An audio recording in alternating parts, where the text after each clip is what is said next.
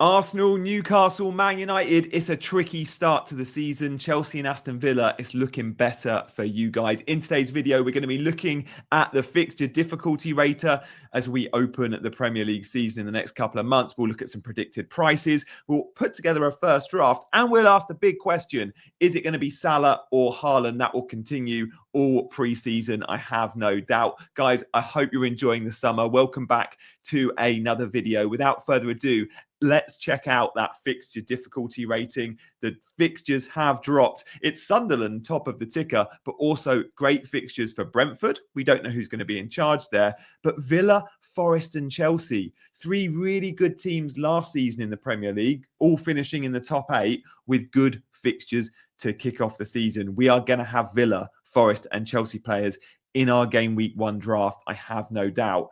Towards the bottom of the ticker though, right at the bottom, Newcastle, Arsenal, we like those players in FPL, where we might be swerving them early on. It's a rough start. Arsenal, Man United, Leeds, Liverpool, Forest, City, Newcastle in their first 6. Newcastle with a tricky start too. And teams like Liverpool and Man City and Tottenham, there'll be big interest there. They're all coasting around sort of halfway through. There's a good chance we have players from Tottenham with Thomas Frank going there. Solanke going to be on our radar. Man City, the likes of Marmoush and Haaland, Vardiol, we know we like. And Liverpool, did we need better fixtures to punt on a Frimpong or a Vert? Maybe we did, but Mo Salah, surely with Bournemouth, Newcastle, Arsenal, Burnley, Everton and Palace, should still massively be on our radar. And for many, I'm sure he's going to be a lock. The big question with Mo Salah is going to be, what's his price going to be, right? That's what we all really want to know. So look, guys, if you're enjoying the video so far, hello to you all. Please hit that like button, but also do consider subscribing to the channel. Drop a comment. I'll respond to all comments on the video. And look, let's have a look, shall we? Let's talk through some of the interesting bits for today. So this is the ticker from Fantasy Football Scout, which is great. Filtered, obviously, by difficulty. But look, let's have a look at some more interesting slides. So, okay, we have the big question. What about Liverpool? What about Man City? And do we go Salah, Haaland, or both? So let's just break down those opening 6 fixtures. Liverpool, there's going to be goals. We don't have to look at the difficulty here too much. You just have to go, are they going to score goals? And if they do, Mo Salah is going to be involved. I like Bournemouth, Newcastle, Arsenal, Burnley, Everton, Palace as a 6. I don't love it as an opening 3.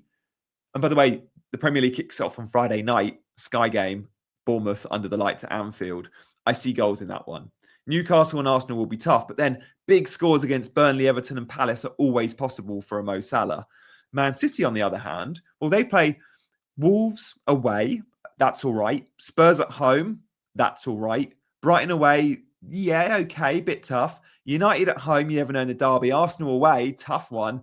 And then Burnley at home in game week 6 will be lovely for Man City and Erling Haaland captainers. But I don't see these fixtures and think Salah or Haaland are necessarily must-haves. Do I think I'll have a team with both of them? I don't think so. I can't see a team like this for me going into game week 1 where I lock these 2 players in who could be at price points of, say, 13 million for Haaland and 14.5 for Salah. Now, before I show you a team I've put together, and before we look at some data of the best attacks and the best defenses, let's just discuss those price points, shall we? So, Mo Salah, how much will he cost in FPL next season? Record-breaking season for Mo Salah. I don't think he'll hit 15 million, which is what they priced Haaland at last year. I think that was too high. I think 14.5 million. And on FPL Team, you can edit the price points.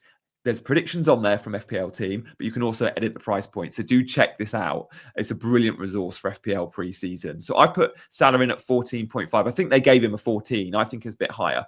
Haaland, I think they gave him a 13.5. I've gone to 13. Haaland has to have a drastic price drop for me because there's other options in that City attack now, Marmoush, but also he didn't perform to those heights, the 15 million price tag. So look, when we look at the teams to target in terms of attackers next season, we can see Liverpool, Man City, based on last season's data. This is all from the Scout members area. They're right at the top of the charts, right? Liverpool, they were first for goals, first for XG, first for big chances. I then ranked them with 3 points, final rank 1. You can see how I'm doing this chart. If you're listening on podcast, I'll talk you through some of the key sections.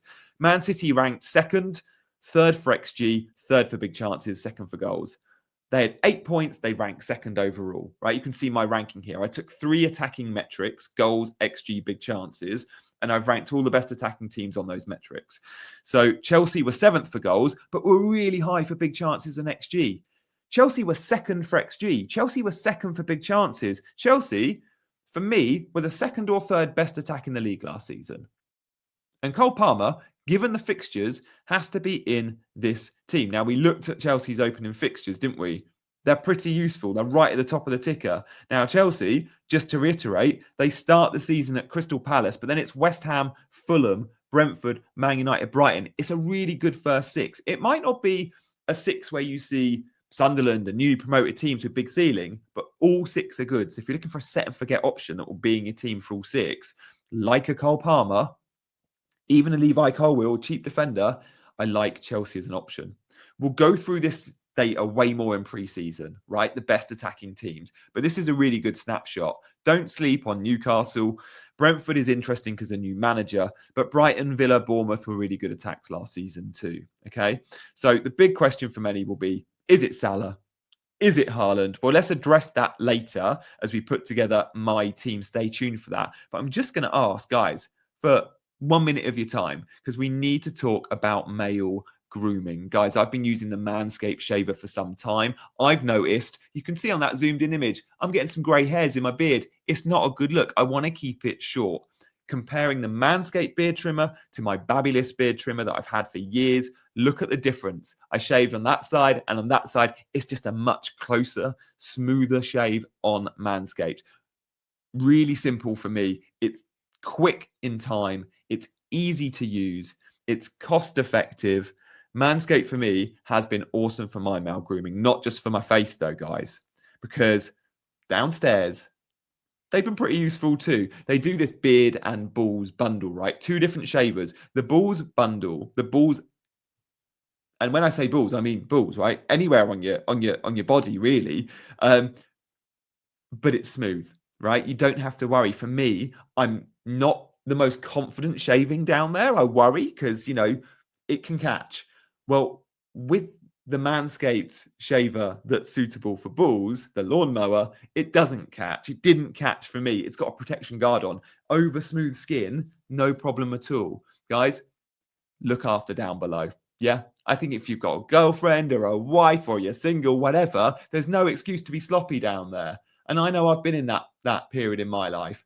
And it's not pretty. I'm honestly a much happier person having tidy downstairs areas and obviously no greys in the beard. So look, there's a discount already on Manscaped, but if you use my code, Gianni, just GIANNI, you get 15% off in addition across the whole website. So check out Manscaped, scan the QR code for 15% off, plus any other options and deals they've already got on the website. It's a no-brainer for me. Right, shall we talk about my game week 1 team then? And look, guys, pinch of salt here.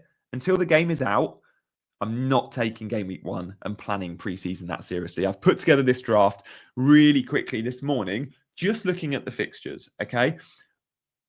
We'll talk way more preseason about how we set up for game week 1. But this is going to give us a good guide, I think, to how we might shape up. I'm going to be looking at some of the obvious and the not so obvious players to pick, right? So Haaland versus Salah, I think given the fixtures, and we went through those fixtures, didn't we?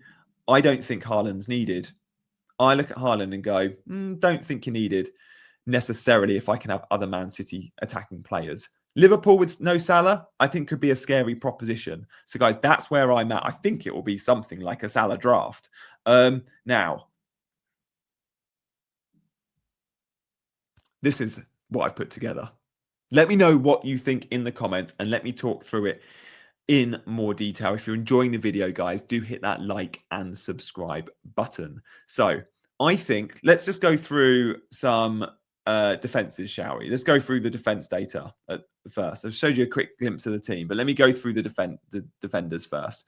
The best defenses last season in the league. This is similar to the attacking data I showed you earlier. I've taken 3 metrics. The goals conceded, the XG conceded, and clean sheets, right? 3 really good metrics for defensive data. Goals conceded, column 1 should say. Final rank, Arsenal were the best defence in the league by a country mile. Liverpool, were second. Man City were third. Don't forget that, because we often think of Pep teams as not good defensively. Well, they can be. Newcastle and Everton were good. And look, Forest,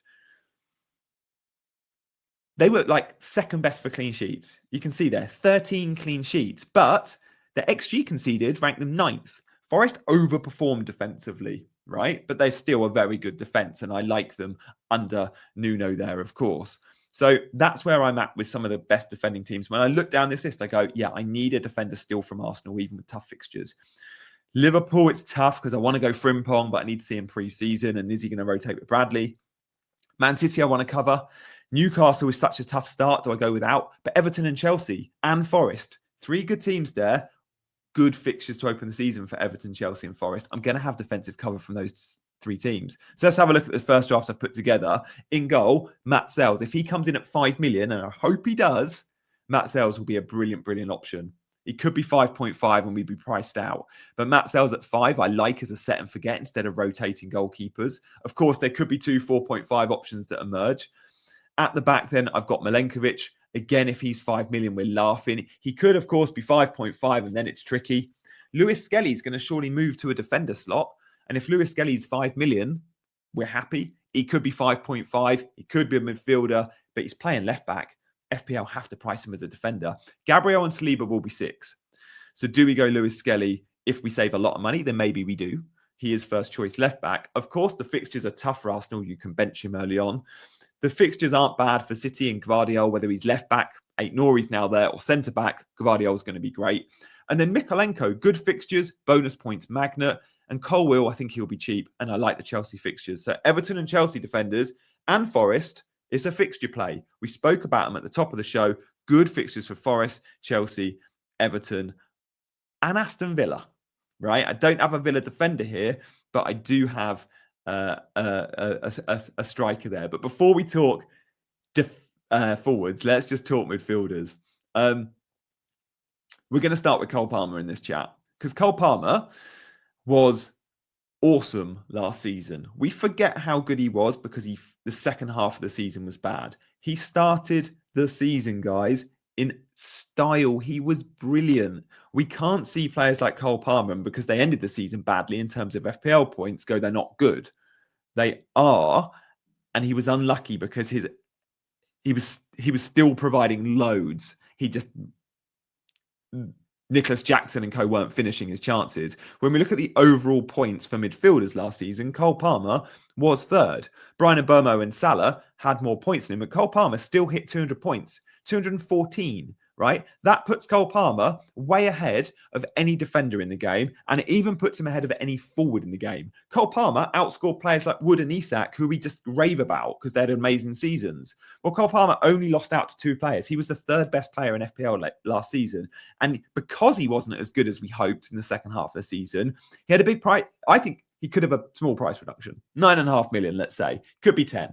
But with Chelsea's fixtures, there's an argument to even consider double Chelsea attack. The big question on double Chelsea attack, though, is it Delap or Jackson up front? They're going to be like 7 million options, but we don't know if they're going to share minutes. I expect they will.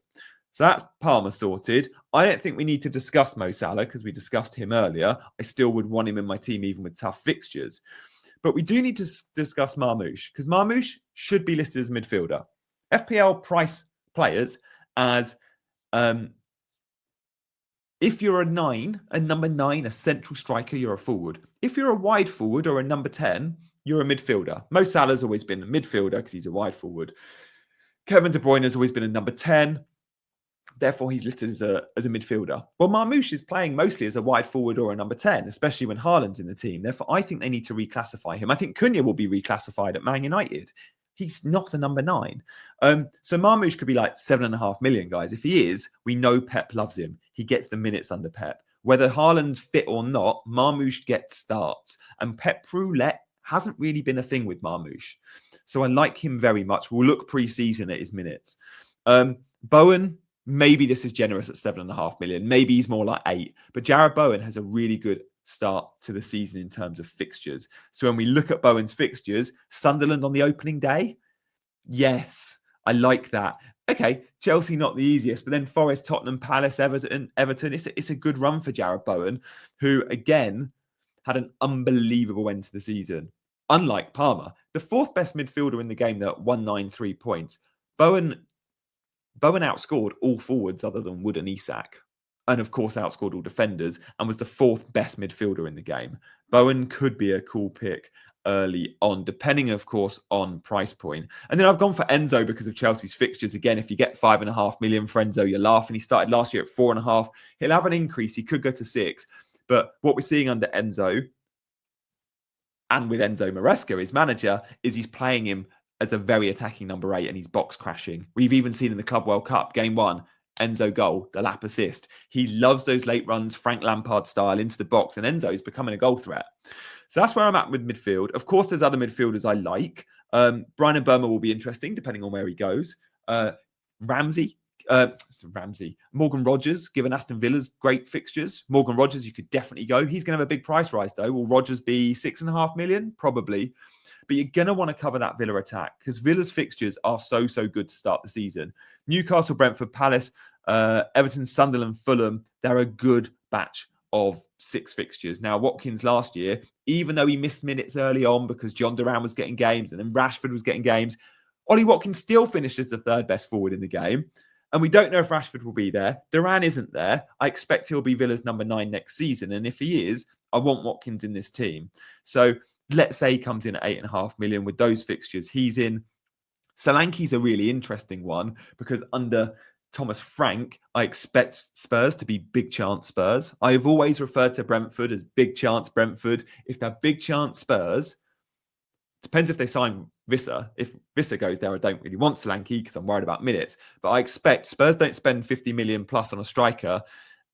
He's going to be told to play him, right? Whether he likes him or not, he's going to get game time early on. And Solanke's going to get a ton of big chances. And if he does, I expect he'll convert. Spurs have got the right fixtures. And then as a cheap forward, I've just gone Beto because, yeah, I expect Moyes in the new stadium. And if Beto's the starting 9, he's not a bad pick if he's cheap, given, again, the fixtures. So, wow, that's where we're at as a bit of a whistle-stop tour to recap on fixtures, though. And I think it's good practice to do this. We've got to look at the ticker for, I think, the first 6 game weeks. And the reason being, there's a very good chance we see a lot of early wildcards. We always do every year, whether you plan it or not. We see a lot of wildcards around that international break of game week 4. And if we do again, don't look at the first 10 and pick off that. You could argue you should filter this ticker to the first 4 game weeks only. I've done 6 in this case, but you could change that and go first 5 or first 4 or even first 3 because so many wildcards are in play. They just are. Whether you plan to wildcard or not, we see it so often. Now, one of my pre-season learnings has been to go easy on hit and to set up my team for the first big section of the season. Now, I'm not going to set up my team for the first 10 game weeks because of that threat of a wild card. But I don't want to be booking in transfers. I don't want to look at this and go, I could go without Mo Salah for the first couple because he's got Bournemouth, Newcastle and Arsenal. I'm just going to buy Salah in game week 4. I don't want to book in any transfers like that. I want to be rolling as much as possible. Being able to roll transfers up to 5 times has changed the way we play FPL. And I didn't adapt well to that last year. And I want to adapt well to that this year. So I'm going to be going Salah, I think, early on. And I'm going to set my team up without bookmarking in any transfers whatsoever for the first couple of weeks. But because of the threat of the early wildcard, I do want to go fairly conservative for the first, I think, 4 to 6 weeks. Guys, if you've enjoyed the video, please like and subscribe on the way out. I'll see you again sometime soon. I'm not sure when for another video. Do check out the link in the description for Manscaped. Trust me, they've been brilliant products for me. And I'm loving the fact that they're working with me this season. Guys, I'll see you very soon. Drop a comment. See you later. Bye-bye.